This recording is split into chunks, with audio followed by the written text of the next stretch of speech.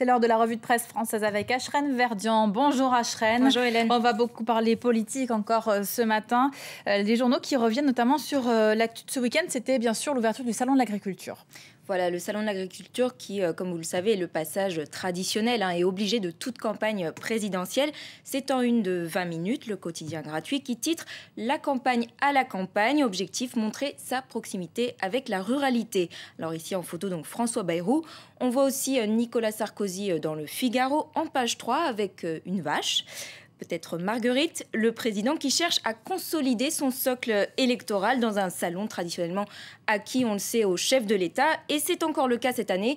Selon le dernier sondage OpinionWay pour le Figaro, 40% des agriculteurs vont voter pour Nicolas Sarkozy dès le premier tour. Reste, et je cite ici l'article, que dans un contexte de surenchère sur les heures de présence au salon, Nicolas Sarkozy pourrait retourner Porte de Versailles donc plus tard cette semaine, non plus en tant que président, mais en tant que simple candidat. Alors on parle beaucoup d'agriculture et des problèmes que rencontrent les agriculteurs au quotidien à l'occasion de ce salon. Et du coup, on parle peut-être un peu moins des autres problèmes, notamment dans les banlieues. C'est en une de Libération, pardon. Voilà.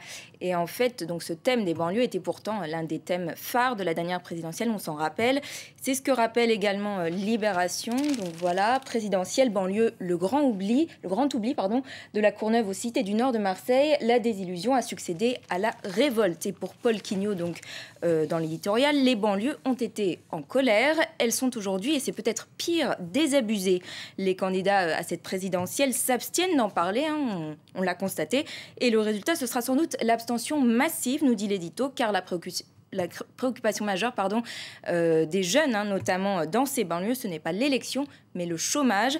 42% des jeunes actifs entre 15 et 24 ans dans les US, donc ces zones urbaines sensibles, comme on dit, sont au chômage. À voir aussi donc ces témoignages en page 3 du quotidien, notamment d'Alain, 60 ans, qui habite les quartiers nord donc de Marseille, qui a l'impression, je cite, de vivre dans un endroit à tel point délaissé qu'on ne peut pas l'imaginer, où les policiers en uniforme ne passent jamais, sauf pour des opérations spectaculaires qui donnent l'impression qu'on est en guerre.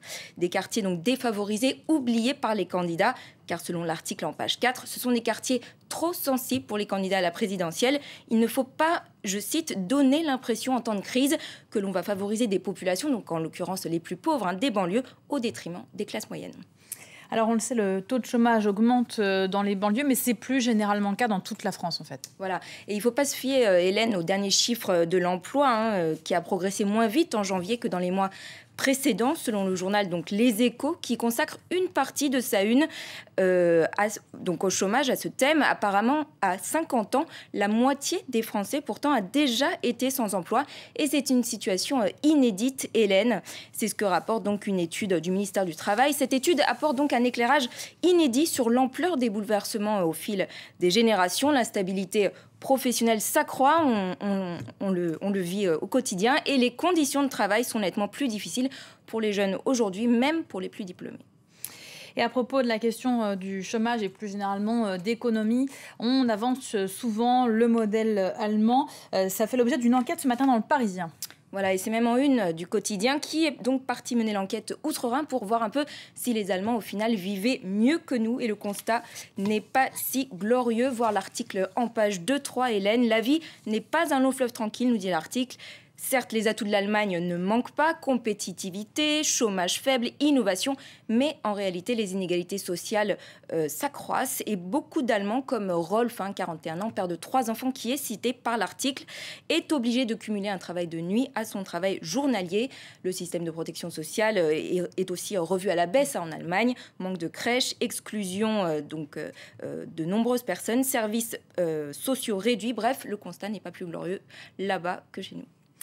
On termine avec un acteur qui ne fait pas encore la une de nos journaux papier, puisque c'est tombé pendant la nuit, Jean Dujardin, qui vient donc juste d'être oscarisé. Voilà, alors à défaut de pouvoir faire les unes de la presse française ce matin, il fait déjà le tour du web, notamment sur le site donc, du Figaro.fr. On le voit, le sourire radieux, il est content, et nous aussi, en tout cas moi, je ne sais pas vous, Hélène. Moi aussi. Voilà, il est charmant et on est tous contents, donc un sourire ravageur. Vive l'Amérique. Et vive la France. Merci beaucoup, Ashrène, c'était la revue de presse.